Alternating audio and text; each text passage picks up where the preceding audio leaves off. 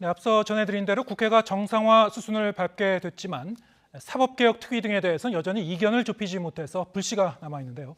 정치가 있는 저녁 정관은에서 배종호 세한대 교수와 함께 정치권 소식 짚어보겠습니다. 자, 어서 오세요. 네, 안녕하세요. 네, 오전까지만 해도 여야 협상이 계속 진통을 거듭해서 그렇습니다. 네, 오후에 민주당이 이 단독으로 본회의를 여는 거 아닌가 했는데 막판에 극적으로 합의를 이뤘어요. 아무래도 이제 국회가 이제 장기간 공전하면서 여기에다 정치적 부담 같은 게 작용했을까요?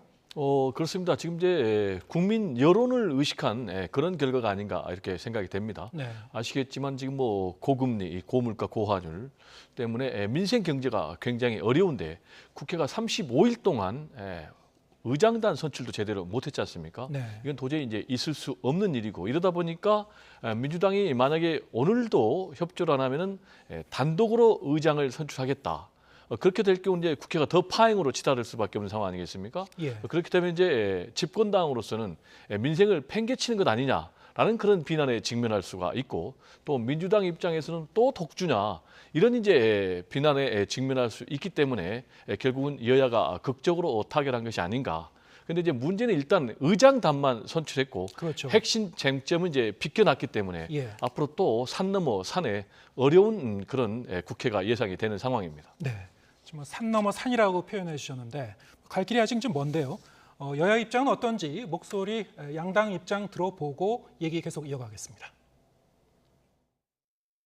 사개특위 구성과 관련해서 제가 아침 모두 발언에서 한 그 조건 이상은 저희 더 이상 양보할 수가 없고 양보할 생각이 전혀 없습니다. 원구성과 사개특위 구성은 전혀 별개의 문제라는 말씀을 다시 한번 드립니다.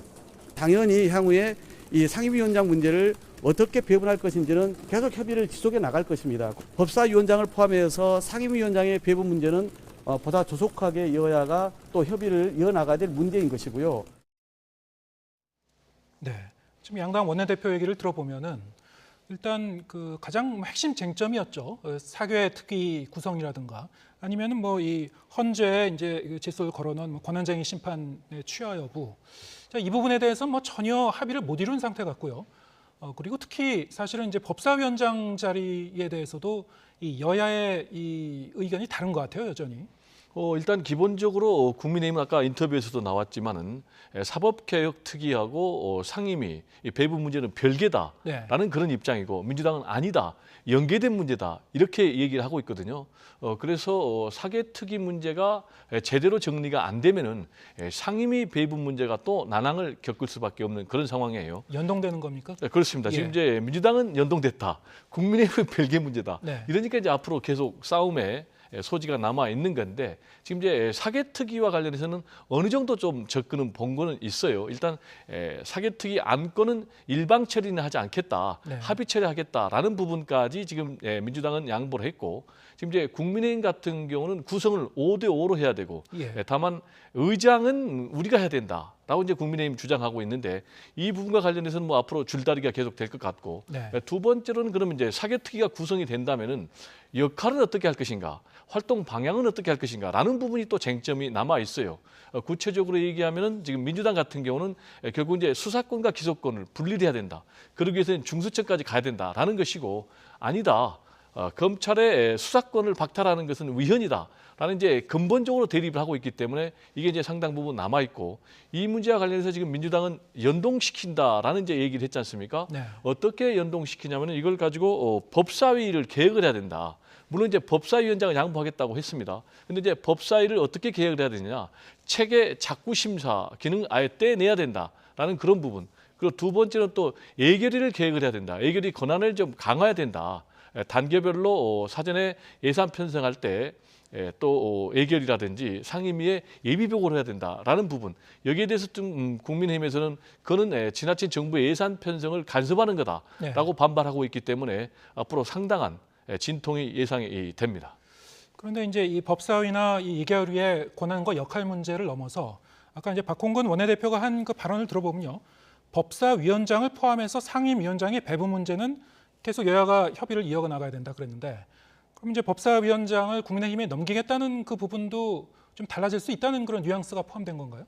일단은 그렇죠. 예. 그렇지만은 기본적으로 법사위원장은 넘길 용의가 있다라고 했기 때문에 네. 앞으로 협상용 예. 그런 멘트가 아닌가 이렇게 생각이 됩니다. 예, 알겠습니다. 민생 법안 처리할 것도 뭐 여러 가지로 이제 많이 쌓여 있는데, 자, 이 부분에 대해서는 뭐 여야가 그 뭐 이 원구성만 하면은 그 다음에는 좀 순탄하게 진행을 할 수 있을까요? 뭐 지금 워낙 민생이 어렵고 경제가 어렵지 않습니까? 네. 그래서 여당은 여당대로 또 야당은 야당대로 과연 제 역할을 하고 있는가라는 그런 비난이 매우 따갑기 때문에 네. 말씀하신 대로 뭐 상임위 배분 문제만 끝난다면은 굉장히 민생과 경제를 돌보기 위한 국회 역할이 좀 가속화될 것으로 전망이 됩니다. 네. 하지만 일단 이 원구성 자체가 뭐 어느 정도 시간이 걸릴지 좀 그 여야 간의 신경전이 좀 그 계속될 것 같은데요. 당분간은 좀 지켜봐야 될 것 같습니다. 자, 이 와중에 지금 그 김승희 보건복지부 장관 후보자가 자진 사퇴를 했죠. 그렇습니다. 사실 이제 그동안 여러 가지 뭐 의혹이 쌓이고 제기되고 있었던 그런 상황에서 좀 자진 사퇴가 좀 늦은 감도 어떤 한편에서는 좀 늦었다 좀 이런 느낌도 듭니다만, 오늘 오전에 보면은 사실 뭐 며칠 전부터 계속 그런 그 신호는 있었습니다만 대통령도 이제 출근길에 신속하게 결론을 내리겠다고 했었고, 뭐 여당에서도 뭔가 이제 사퇴를 압박하는 그런 신호가 있었고요. 네, 흐름은 어느 정도 이어지고 있는 그런 이 자진 사퇴 쪽으로 이제 수렴되고 있었다, 이렇게 이제 그 예상을 할 수 있었죠. 네, 김승희 장관 후보자의 자진 사퇴의 결정적인 이유는 제가 볼 때는 중앙선관위에서 검찰에 수사 의뢰를 한 것이 네. 결정적인 이유가 된 것이 아닌가 이렇게 예. 생각이 됩니다.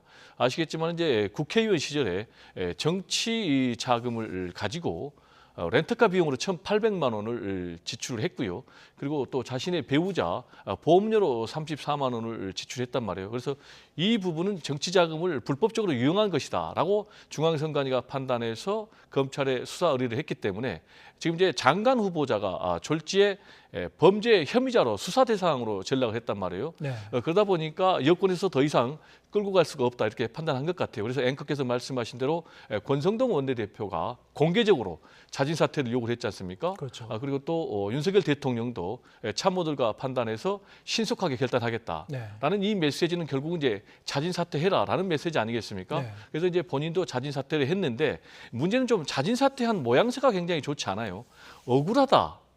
라는 이제 그런 입장, 그러면서 정치자금의 관리 제도의 허점을 얘기를 했는데 이런 부분은 좀 상당히 물러난 사람의 모양새로는 아름답지 못한 모양새가 아닌가 이런 생각이 들었습니다. 알겠습니다.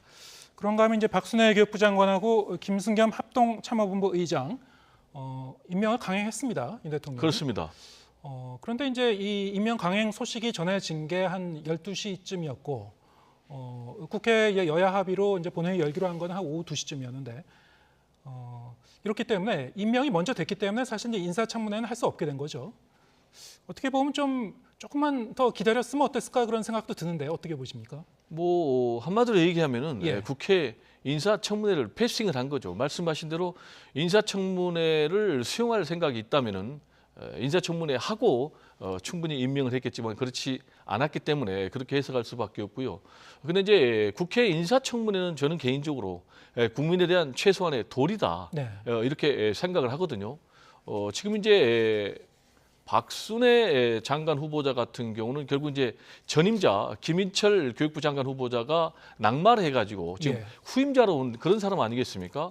근데 이제 이 후임자가 뭐 전혀 논란이 없는 분이라면 모르겠지만은 그럼에도 불구하고 사실 패싱을 한다는 건 있을 수 없는데 일단 음주운전에 대한 논란이 있지 않습니까? 네. 논문 중복 투기도 있고 이 두 가지 다가 그 직무의 도덕성하고 직결되는 거예요. 지금 이제 교장 승진 대상자도 음주 전과가 있으면은 아예 배제가 되거든요. 그렇죠. 그런데 어떻게 교육부 장관으로서 본인이 음주운전 면허 취소가 되는 기준에 뭐 2배가 넘는 그런 음주운전 전과자로서 과연 도덕성을 갖고 다스릴 수 있겠는가라는 이제 그런 문제가 제기가 된단 말이에요. 그런 측면에서는 제가 볼 때는 굉장히 좋지 않고 이 개인의 문제도 있지만은 인사청문회, 인사의 시스템 제대로 작동하느냐의 문제가 제기가 되고 있어요. 왜냐하면 음주운전 문제니까 사전에 검증 과정에서 충분히 적발할 수도 있었는데 이걸 그냥 통과시켰단 말이에요. 그러면 과연 검증이 제대로 안 됐느냐, 아니면은 그러면은 알고도 그냥 했느냐라는 그런 문제. 그래서 이 문제가 상당 부분 앞으로 윤석열 정부의 현재도 지금 인사 문제가 큰 문제가 되고 있지만 두고두고 큰 문제가 되지 않을까 이렇게 생각이 됩니다. 윤석열 대통령이 이제 출근길에 기자들과의 이제 일문일답에서 전 정부와는 다르다, 인사와 관련해서는 지금 정부는, 그러면서 이제 특히 그 고위공무원은 자기가 맡을 업무에 대한 전문성과 역량이 가장 중요하다 이렇게 얘기를 했어요. 근데 박순애 장관 이제 뭐 임명이 됐으니까요. 이제 교육부 장관이 되겠습니다만 교육부에 대한 어떤 전문성이 있는 인물인가, 여기에 대해서도 뭐 이런저런 얘기가 있습니다, 사실은. 뭐 말씀하신 대로 뭐 행정 분야의 전문가지 네. 교육 전문가냐라는 그런 문제도 있습니다.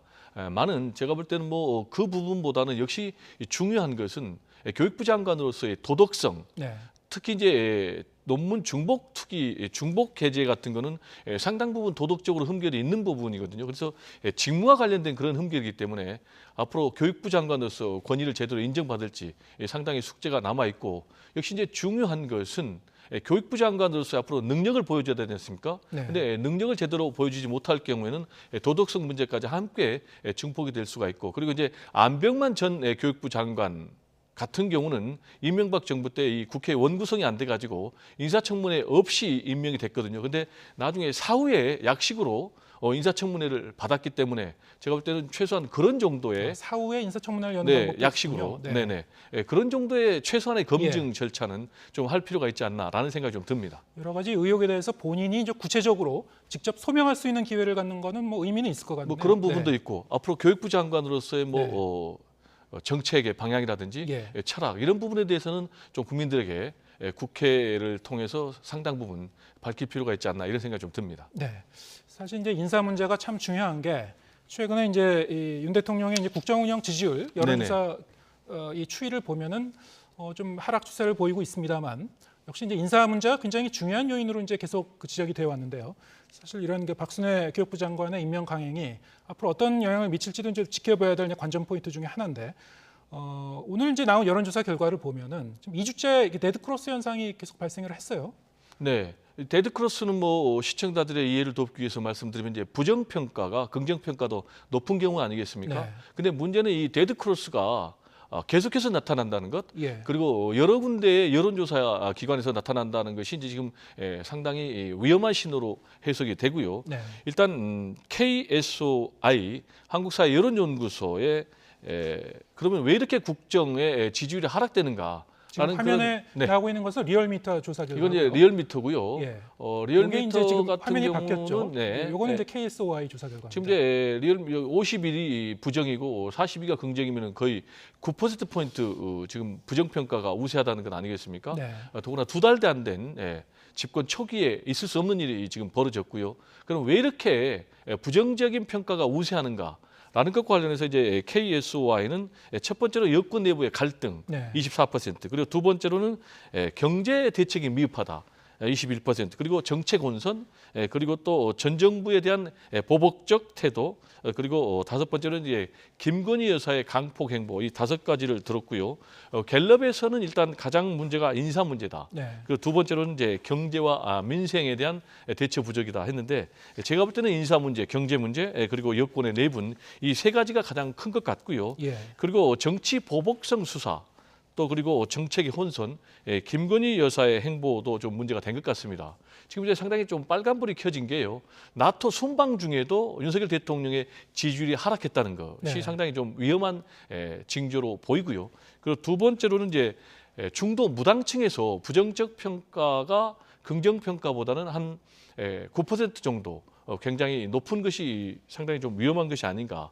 근데 지금 여소야대 상황 아니겠습니까? 그렇죠. 여소야대 상황에서 윤석열 대통령의 국정 동력은 결국 여론의 지지율에서 나오거든요. 근데 여론의 지지율이 이렇게 나쁘게 나오면은 국정의 초기 동력이 상실돼 가지고 상당히 어려울 수밖에 없기 때문에 지금 상황에서는 뭐 여론조사 별 문제 없다라고 이제 윤석열 대통령이 뭐 기자들과 만나면서 아침에 얘기했는데 그런 얘기를 했죠. 그렇게 정리할 것이 아니고 네. 상당히 이런 여론의 시그널을 위험하게 좀 받아들이고 전반적으로 좀 국정 운영에 대해서 한번 체크를 하고 좀 국정 운영 방향도 제가 볼 때는 좀 수정할 부분은 수정할 필요가 있지 않나, 이런 생각이 좀 듭니다. 예. 시간이 뭐 많이 남진 않았습니다만 여야 상황 간단히 짚어보겠습니다. 네.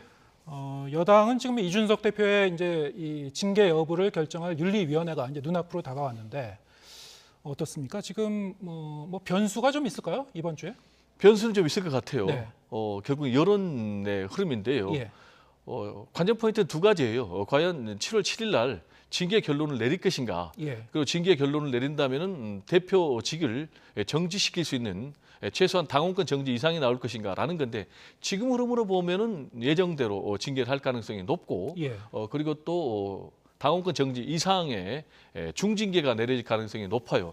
다만 지금 계속되는 여론 지지율의 하락 이 부분 때문에 만약에 중징계를 할 경우에 또 당원권이 정지가 돼서 대표 자격이 일정 부분이라도 박탈될 경우에 그럼 또 이준석 대표가 굉장히 강력하게 반발하지 않습니까? 네. 그러면 여권의 내분이 더 심화될 거 아닙니까?